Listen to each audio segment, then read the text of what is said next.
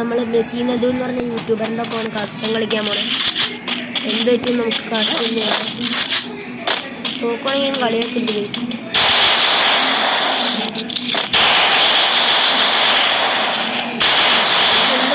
നമുക്ക് കളിക്കാൻ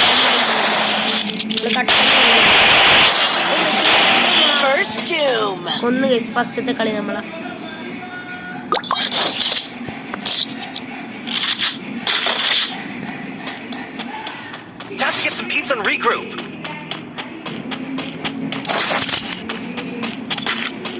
നമുക്ക് കുത്തിപ്പൊടി മാത്രമേ അറിയുള്ളൂ, അത് വേറെ കാര്യം ഗൈസ്.